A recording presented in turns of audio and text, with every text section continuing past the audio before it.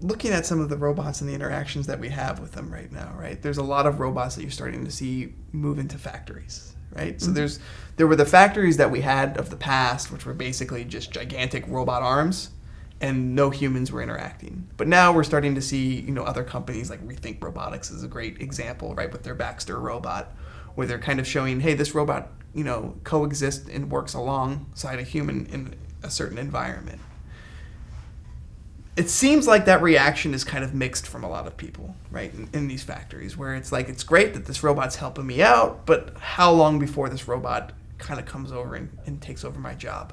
Do you think that we're going to get to a point where humans are going to be replaced by robots in factories altogether, or do you think there's always going to be some level of coexistence with a human and a robot in a factory working together? I believe that robots are always going to augment us rather than replace us. And I think at the moment, the best thing to do is to say that robots take tasks, not jobs. But I would like to see factories that don't have people in them. I think it's an inhuman job. It is the epitome of robotic labor. I don't believe that that is a job that feeds human need for social interaction or creativity or any of the things that we like. I think if people didn't need the money, they wouldn't voluntarily go to work in a factory.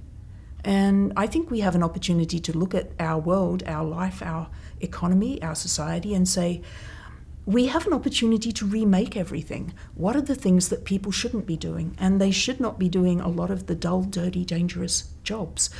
And it's one of the most striking arguments for autonomous vehicles is to reduce death on the roads. Automobile accidents are one of the greatest costs of human lives in most societies these days. So that's definitely a reason to look at having autonomous vehicles which will have a much better safety record, as long as we've got them to the point where they're definitely going to have. And I think you need to be at a much greater safety level than a human behind the wheel, because we accept a certain amount of risk from human behavior. We will not accept that exact same amount of risk from robot behavior. Robots have to be significantly, I think, an order of magnitude better before we're going to want to wholesale adopt them into certain areas. But we shouldn't be mining underground directly. That's one of the most deadly jobs imaginable. Absolutely. Going into space is also deadly. I mean, I definitely want to go to Mars, but I don't want to spend unneeded amounts of time in space preparing habitats and building rockets and doing things that have huge exposure to radiation. So I think there's a whole class of jobs that we ought to automate completely as fast as possible. But every single robot that's out there needs to be built, it needs to be programmed, and it needs to be managed. And I think we're going to have a huge class of employment that relates to looking after and training robots. And it's going to range from the highly skilled, more algorithmic jobs down to ones that are much more physical, like, it's missed plugging itself in down on aisle 4. Let's go and walk along and make sure that they've all got good contacts to charge up.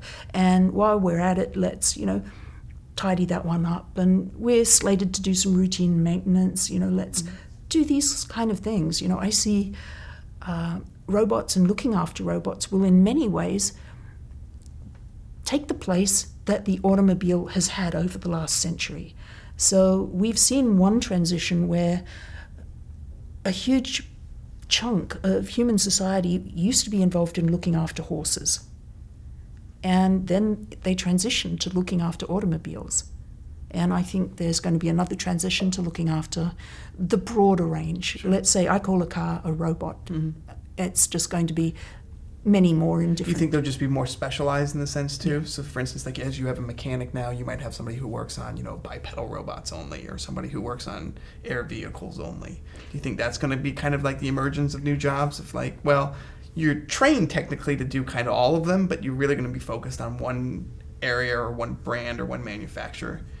Oh, definitely. You're going to have really infinite scope for specialization, and ideally it won't be manufacturer specific, because I think one of the things holding robotics back is lack of some of the common standards and platforms that you're going to need to have. So, we see this in very small scale with the importance of ROS and with things like the importance of a common standard for end effectors on the end of robot arms. So it doesn't really matter whether it's a Fanuc arm, a KUKA arm, or a Universal Robotics arm, or a Sawyer from Rethink Robotics. Those range of end effectors will all be able to be used on it. But where are some of the other things that we're still developing, perhaps multi-robot communication protocols and so forth? Yes, maybe just using the internet, but what about in other situations? I think we're going to see more common standards emerge. We'll have to. But I think your specification will relate to form factor and will relate to industries. So let's say a bipedal robot that does something on farms is going to be a vastly different bipedal robot to one that is doing something in clothing stores. Sure. So I also think that there's a huge scope for creative employment. One of the jobs that you do with social robotics is write scripts and, look at... Telehealth is a great example of that. Half their staff is basically writers and psychologists. Yes, and companies like Onki and many of the others, half of their staff are game designers and visual illustrators. Mm-hmm. And I think also people who are dance and theatre people, because you're having to teach and create the appropriate behaviours in whatever the narrow area is. Then you have to have domain expertise who understand, what is important in a robot that has an interaction with you for the purposes of understanding your health needs. And how different is that to a robot that is going to interact with you in a clothing store? And it's highly specialized, but completely different modes of behavior and background knowledge required. But we underestimate the sheer physical... robots, if anyone can remember the very early days of the automobile, and I personally can't, but they were all a little different and they all didn't work most of the time, more or less. So just physically looking after them.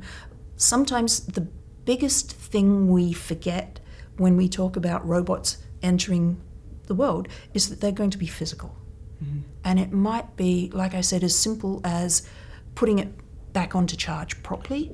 It might be moving something out of the way because it stopped working, and maybe there is something blocking it so you can't teleoperate it out of the way. There's going to be a heap of teleoperation, and one of the big ways in which I think we need to interact with, where robots and humans will work together, has to do with that remote operation. Mm-hmm. So I see a future where the robot can tell you where to find things on aisle 4 and offer to show you the way. But when you ask it if they think that this brand is better than that brand, that immediately goes to the human operator. Right, because the robot say, wouldn't use the product, let's say if it's shampoo or something like that.